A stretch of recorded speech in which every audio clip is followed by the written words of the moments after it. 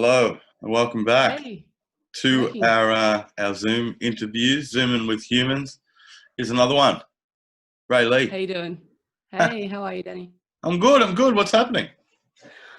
Isolation with kids is always fun and Uh-huh. trying to do as much music as possible. But missing getting out there and just being social and Yeah. being around other humans. Are you one of Yeah. those really social people that has to be around folks all the time? I think it's probably been a good distraction for me just to, I really enjoy being out and about, especially around live music to pick me up. So yeah, but I've also used this time to spend more time with my kids and just slow down and reflect on stuff. I think a lot of people are doing that, but that's what I've been doing. Yeah. And homeschooling. Yes.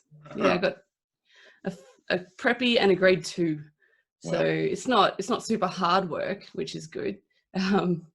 But yeah, it's definitely a big change and a big challenge, and um, just juggling it all. But I think they're loving it. I think more time with the kids has been good. Yeah. Family time's Yeah. super important, and it's a good excuse to, kick back and watch some movies or, play some board games, have a couple of drinks, whatever. Yeah, we've been getting really creative actually. Yesterday we've had some renovations going on in the house, and they left one of those like pallet crates behind from some tiles and stuff. So with the kids we converted it into like a wall garden, and they loved it. Planting and cutting wood and just being a bit creative around the house and trying to have projects and things keep us busy. Very Yeah. nice. I'm Yeah, it's been I'm a fun. curious person by nature, and I'm always looking in the background when we do these. What do we got? What do we got back there? Can we have a look? Oh, got my guitar, What's this? got my piano. Yeah. What are you looking at? I've got this. Uh, This is my recording, like where I do my vocals. yep. So it's a Halo. It's really good for sound absorption when you're All doing right. recording All right. vocals. And we've got another looking contraption over there. What's that? The Canon camera. Oh no, For this little stand thing. What is that? that is a so if you're doing like music videos or any type of videography, it's like a stabilizer. Oh, like So a you can gimbal. put the camera on top of it. Yeah, it's gimbal.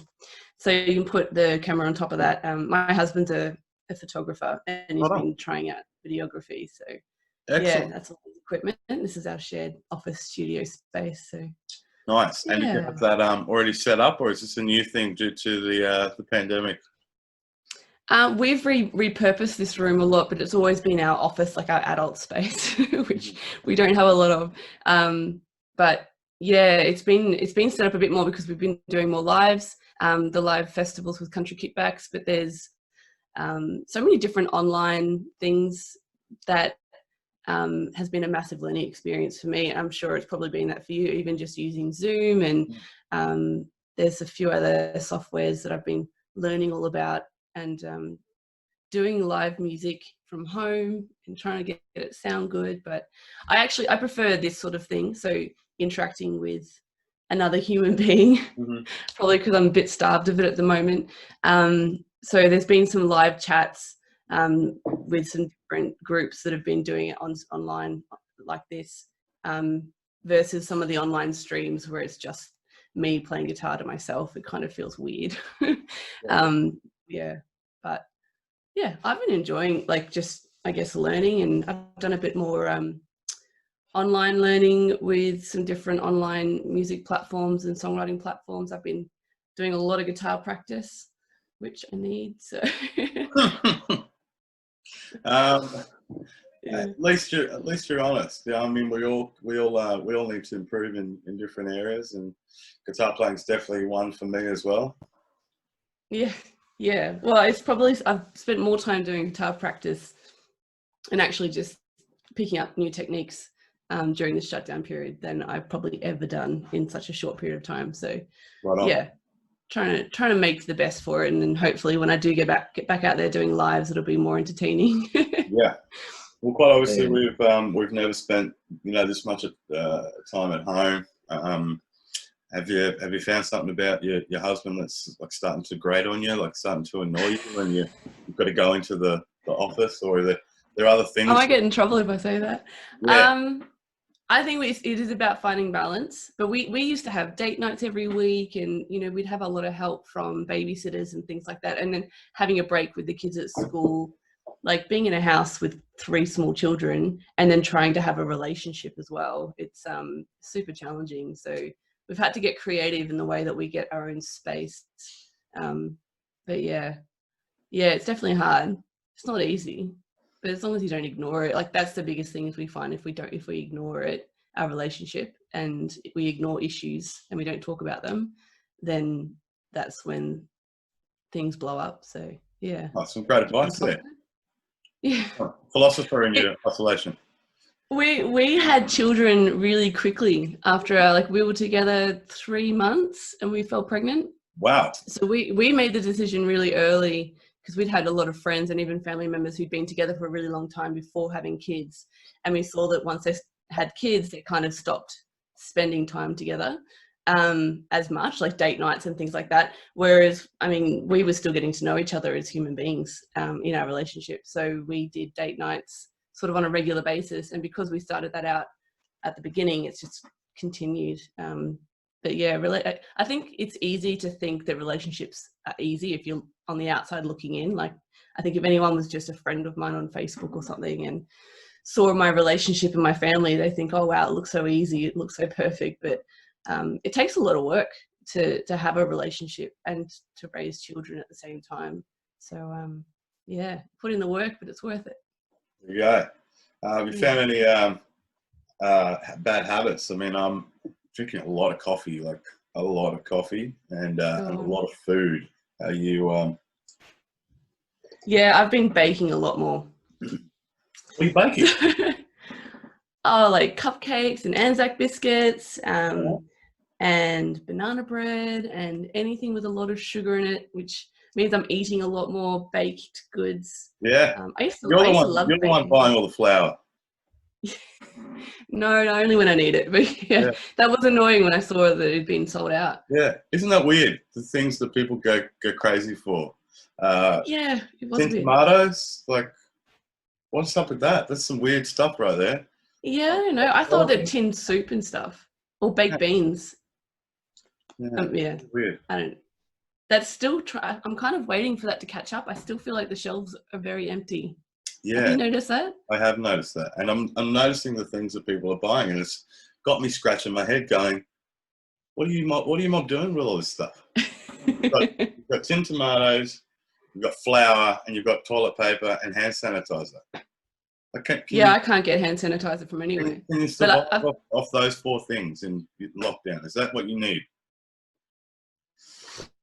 I don't know, but I've always loved baking. So yeah, bread and yeah. When I was at uni, I used to bake something new every Friday and take it into college and share it around with my mates. I usually had to have bourbon in it for some reason. Okay. What is the bread? What's the bread thing? Because I'm seeing a lot of people on social media baking bread, and it all looks absolutely delicious. I know. I don't know. I know that it's really easy with a bread maker, because my mum had one of those when I was a kid. And I've always thought, oh yeah, I'd love to have a bread maker. But then I think if I had one, I'd eat a lot more bread, and that probably wouldn't be great for me. So I'm already eating too much baked goods. But yeah, I think bread in a bread maker technically would be cheaper if you're using that on a regular basis instead of buying loads of bread every day.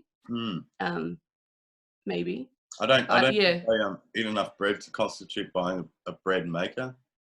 Yeah, the kids go through it, but I actually don't believe that my kids would eat my bread if I made bread, because I don't know, they're fussy. They're too young. Yeah, and they're fussy, and even just cooking dinner and you sit down and they're like, but this is one of my pet peeves at the moment. I don't know if you can relate. I'm parenting, but they'll be like, yeah, I really want spaghetti for dinner, and so I'm like, okay, great, I don't mind you choosing that. We'll cook spaghetti for dinner, and I'll make it and I'll put it in front of them, and they'll be like, yeah, I'm not eating this. You just can't. Sometimes it feels like I can't get anything right. Having children is not great for self-worth, because it's such an unthankful, ungrateful thing. They won't appreciate it until they're much, much older and maybe have children themselves, and then they'll turn around and be like, oh my goodness, look at all that stuff that you did for, my parents did for me. But unless they go and have their own kids, they'll just never know. Let's talk about some serious stuff now.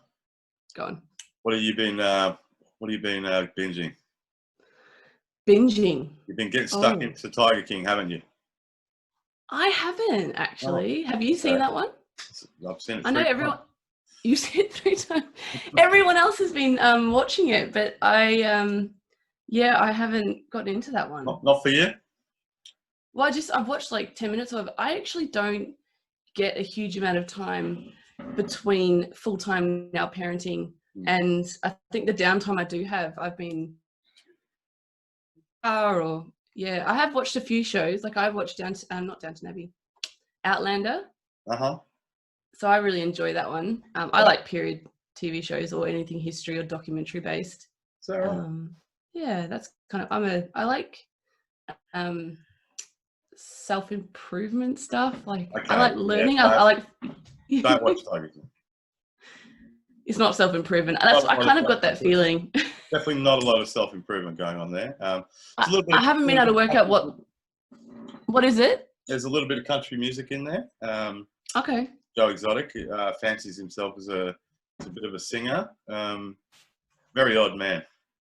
Very odd. I have to watch it now. Is he the pure like attraction? Because I've been trying to work out why everyone's so obsessed with it. I actually think it's the the smaller characters, like the sort of people in the background that just pop up, and all of a sudden there's a guy riding an elephant, and he owns an exotic park with all these different things, and his is a little bit cleaner and nicer than Joe's, but he's sort of got a cult thing going on. And then we cut back to what Joe Exotic's doing, and then you go, what happened with the cult guy? It's right. Okay. Is he a little bit like an American Steve Irwin? Oh, gee, I wouldn't want to compare the two, but I guess they both own parks and they've got blonde hair. That's probably about where it ends. That's it. Okay. Not wrestling crocodiles or anything. Oh, look, he jumps in cages with tigers and plays around with them. So you got to be pretty. Woo-hoo. Yeah. See, like, because my kids are refusing to go to sleep, I'm watching like Trolls and all the Disney films over again, and and then if I can get them to watch something, it's like the Dolphins, documentary on our planet and things like that. Yeah, I love those. I love those David Attenborough docos. Yeah, me too. There's some really cool ones out there. Netflix and Disney have done a new range of docos as well. So yeah, Boss Jai was telling me about a documentary he watched on flamingos, and and apparently they don't start out pink; they start out like a grey colour, and something in the food that they eat has a chemical released in them to turn them pink. Wow! There you go. Sorry, didn't mean to spoil it for you. Random fact for the day. You tell that one to the kiddies. But look, great to catch up with you here on Zoom. You've got some gigs coming up. Do you want to give them a plug? Yeah, I've been partnering with Country Kickbacks. It's like a Facebook media that promotes and supports country artists. And I did an interview with them for one of my singles earlier this year, and I loved their platform. They had like a live streaming platform that was a bit like Zoom. And when everything got shut down, I just asked her, I was like, why don't we put together like a online live rounds type event? So there's 2 artists on at a time. And we all just have a yarn and play a few songs, and it's just fun and it's interactive because it's live. We get to chat with people, and so it's fun. So we got one on Sunday on Country Kickbacks, so I can share a link or something. Yeah, shoot us the link. We'll put it in there somewhere. Yeah, but if you just it's on YouTube and on Facebook. If you're not on Facebook, you can go on YouTube. But yeah, we've got Sammy White, Bo Ness, Luke Dickens, Billy Joe Porter, Kent Tonescheck, Lynn Botel, Renee Jonas, Kylie Gale, Ashley Dallas, Joel Bear McKay, and myself, and maybe a few other surprises on this Sunday. So if you're a fan of any of those people and you want to support what we're doing, it's mainly just to lift spirits and support each other and chat about what we're doing and just staying connected so that we don't feel so isolated and alone. And yeah, music's good for lifting spirits and bringing us together, and we're just trying to keep that going. Yeah, I'm a big fan of Lynn Botel, I can tell you. She's oh man, I'll never forget one year, many years ago now, Gimpy Muster, and we were doing the early slot, and I'm talking like 6 o'clock in the morning. we had an interview with Limbo Tell, and she comes Yeah. in, and you know, I don't like to get people to sing that early in the morning, but she was like, "Oh, I'm happy to have a song," and I'm thinking, "Oh, this could be, you know, dangerous." Getting She's a powerhouse. Hey man, she was rocking the van. Like her voice was just. And I was like, what now? Yeah, it's huge. She's got a So huge voice. I am a Limbo Tell fanboy. Yeah, she was one of the mentors at the DAG singer-songwriter retreat last year, down in Tamworth. So that's where I met her, and half of the people in the festival on the weekend are from that. So yeah, shout out to Limbo Tell.